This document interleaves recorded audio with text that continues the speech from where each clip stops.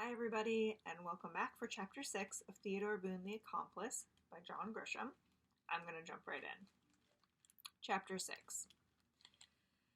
When Theo had heard enough, he decided to leave the family alone and run a quick mission. On his bike, he raced back to the courthouse and went to the office of the public defender on the third floor. The head PD was a lawyer named Don Montgomery, but everybody called him Monk. To the other lawyers, judges, policemen, and courthouse clerks, he was simply Monk. Theo had seen him in the courtroom on several occasions, and no one used his real name. It was "Yes, Monk," "No, Monk," and "Your turn, Monk." Of course, when juries were present and things were more formal, he became Mr. Montgomery. But that was rare. On one occasion, the Boone family had bumped into him and his wife in a restaurant, and both of Theo's parents addressed him as Monk. He had a difficult job, one that few lawyers envied. His office represented men and women charged with serious crimes, but not enough money to hire lawyers. And since the Supreme Court had ruled that every defendant is entitled to a lawyer, Stratton County had created, long before Theo was born, the Office of the Public Defender. Monk's operation was always swamped with too many clients and not enough staff to serve them. Every year, Monk asked the county for more money, and it seemed at least to Theo that he was never satisfied with the support he received. According to Woods Boone, Theo's father, most PD offices in the country were run on thin budgets. Politicians gave them a low priority because they didn't like to spend money on criminal defendants. Theo hesitated before going inside. He paused and sent a text to Mr. Mount. Found Woody. He's still in jail. Charges seem silly but serious. Be back soon. A secretary sat behind an old desk that was covered with stacks of files. Metal cabinets lined the walls. She was typing and paused long enough to frown at him, and without a smile, she said, "Yes?" "Hello, I'm Theodore Boone, and I'm looking for Mr. Montgomery." "Why aren't you in school?"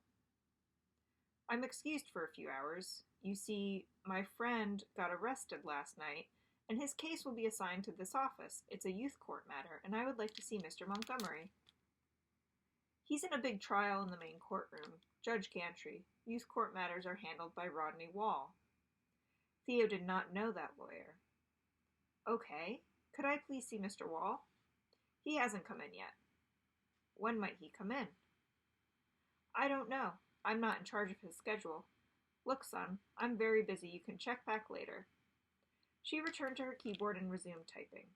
Theo backed away and left the office. He walked down to the second floor and went to the office of Judge Henry Gantry, the senior circuit court judge and a pal of Theo's.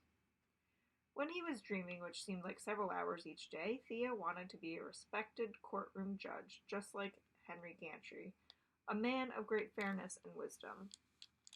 Judge Gantry's secretary was Mrs. Hardy, a sweet lady who was always happy to see him, unlike that woman upstairs in Monk's office. "Well, hello, Theo," Mrs. Hardy said as she interrupted her work. "To what do we owe this honor?" "I need to see the judge." "Of course, and shouldn't you be in school?" "Everyone seems to think so. I'm excused by the principal. You see, one of my friends got arrested last night, and I'm trying to help him." "How old is he?" "Only 13. I know it's a youth court matter, but I still need to see the judge." "Well, he's tied up right now. We're in the middle of a big trial, and he's meeting with the lawyers." "What kind of trial?" Mrs. Hardy glanced around as if someone else might be listening, as if the trial were a big secret. "It's a drug case. Some men from out in the country were caught manufacturing drugs." "Is Mr. Monk defending the guys?" "How'd you know?" "I just left his office. I don't suppose I could watch the trial, could I? I'm excused from school until noon." "That's up to you, Theo. The courtroom is open to the public, but if Judge Gantry sees you, he might not like it." "Good point. Thanks, Mrs. Hardy." Theo walked to the door but stopped when he thought of something else.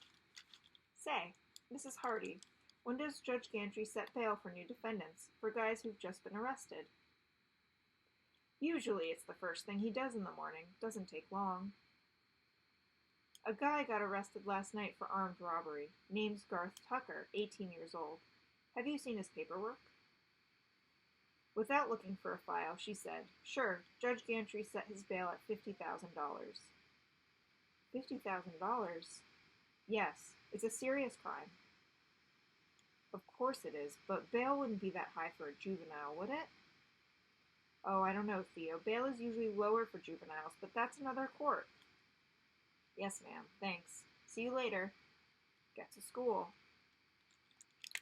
Mr. Tucker had arrived at the jail at 8 a.m. after a sleepless night, and his lawyer was not far behind. When the jailer received the confirmation that bail had been set, a bail bondsman was quickly called and hustled over from his shabby office across the street. The arrangement was typical. For a 10% fee, the bondsman produced a written guarantee that Garth would remain in the county and show up for court when required. Mr. Tucker wrote a check for $5,000 and left the jail with his son. They went to the city pound, paid another fee of $2.50, and Garth drove his Mustang home.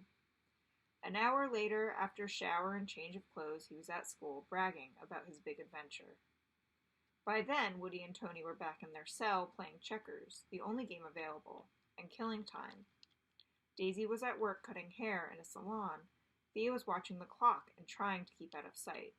If one more adult mentioned school, he might explode. At 11:30, he swallowed hard and re-entered the PD's office, certain that the grouchy secretary would yell at him. She did not. She quietly informed him that attorney Rodney Wall had called and was investigating a case over in Macyville, a small town half an hour away. He wasn't sure when he would make it to the courthouse, if at all. The office had only 3 lawyers, Monk, Rodney Wall, and a guy named Udall, who was assisting Monk in the drug trial. So there were no lawyers left behind in the office and no one for Theo to plead with. Defeated, he said thanks to the secretary and rode back to school. During lunch, he met with Mr. Mount and Mrs. Gladwell and explained the situation. The charges against Woody and Tony would probably be reduced or dismissed. At least the armed robbery, but they would stay in jail until their lawyer could convince Judge Pendergrass to set a reasonable bail. It's outrageous, Theo said. But it's not that unusual, Mr. Mount said. Our juvenile system is overloaded, and there are never enough lawyers and counselors. It's not unusual for kids to get chewed up by the system. Woody will be lucky if he doesn't spend time in a detention center, which are not good places. He didn't do anything, Theo said. He's an accomplice to a crime, Mr. Mount said. He had once been a lawyer and gave up that profession to teach. Can you explain that? Mrs. Gladwell asked. It's the law everywhere, Mr. Mount said. Pretty basic stuff, really. 3 guys are together, one has a gun, he goes in, pulls the gun, grabs the loot, or whatever, and all 3 make their getaway. The 2 who waited in the car will always be charged with being accomplices to the robbery, and will face the same punishment. That's not right, Theo said. Well, not in this case, but Woody is in serious trouble. I doubt if he'll get off free on this one. It's pretty heavy stuff, Theo. With a water pistol? I'm assuming the guy who got robbed didn't know it was just a water pistol. I'll bet his story is that he thought it was a real gun. That's all that matters. What a stupid move. Do you know this guy, Garth Tucker? Mrs. Gladwell asked Theo. I don't know him, but I've heard of him. He's one of Tony's friends, though Tony claims they didn't hang out that much. Woody told me and his mother that he has never liked Garth.